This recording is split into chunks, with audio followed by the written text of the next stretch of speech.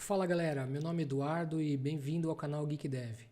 Galera, na aula de hoje a gente vai ver o componente Switch, que é um componente aí que faz parte da biblioteca do React Native. Ele basicamente é um componente visual que a gente consegue visualizar quando o valor está true ou false. Então esse aqui vai ser o resultado hoje da nossa aula. Quando o nosso componente ele for true, a gente vai estar alternando entre a cor de fundo e a cor da frente, e quando ele for falso a gente vai também estar alterando as duas cores, tá legal? Então vamos ver como é que isso funciona. Bom, então agora o que a gente vai começar a fazer? Já vamos importar o componente Switch, já está aqui, já vamos colocar dentro já da nossa view.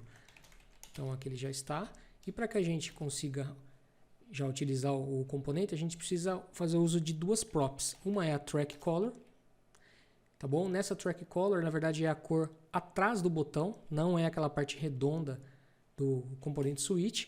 Então aqui, o que a gente vai fazer? Quando ele não estiver selecionado, eu quero que ele fique com uma cor. E quando ele estiver selecionado, eu quero que ele fique com outra. Então eu estou com uma cor aqui,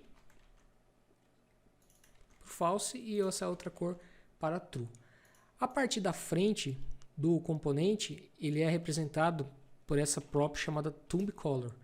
O Tomb Color a gente vai fazer uma forma diferente. Eu vou importar aqui o hook useState, tá bom? E aqui, para que a gente utilize o useState, eu vou definir uma const chamada isEnabled e o setEnabled para ele igual useState, inicializando ele com false, tá bom? Então esse cara aqui, o isEnabled, ele já vai ser comparado aqui. Então eu vou fazer o quê? Quando o meu isEnable estiver false, eu quero que a cor ela seja essa daqui para mim, tá bom? E quando ela for true, eu quero que a cor do botão da frente seja essa. Tá legal? Aqui, por enquanto, a gente já consegue visualizar esse resultado na tela. Vou salvar e tá aqui o nosso componente. Mas olha só, se eu clicar nele, você vê que não tem nenhuma alteração. Por quê? Porque a gente ainda precisa definir um evento. Esse evento ele vai ser usado quando o usuário justamente clicar sobre esse componente. Tá bom? Então aqui a gente vai fazer o quê? Logo abaixo aqui da definição dessas duas do nosso hook, eu vou criar um método chamado alternarSwitch. Ele vai ser um arrow function. Tá bom?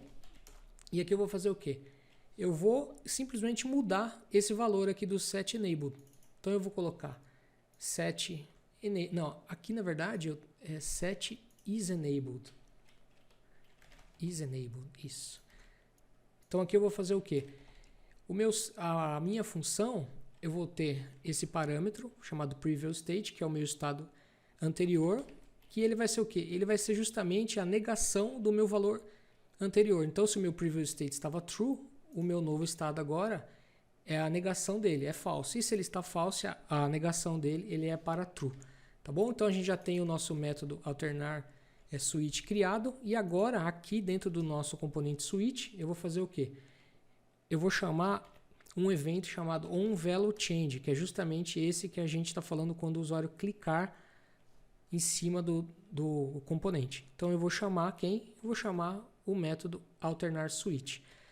Eu preciso também falar para ele que esse componente ele tem um valor inicial, tá bom? Que assim que o seu componente ele for carregado, que a sua aplicação ela estiver carregada. Então, para isso eu faço o quê? Dentro eu tenho uma prop chamada Velo e eu passo quem? Que é o valor aqui inicial do hook. Vamos jogar. E vamos salvar, vamos ver o que acontece. Agora eu vou clicar sobre o switch e você vê que ele já altera já o background aqui do nosso componente, né? Ele está usando essa parte aqui de trás que é o track color.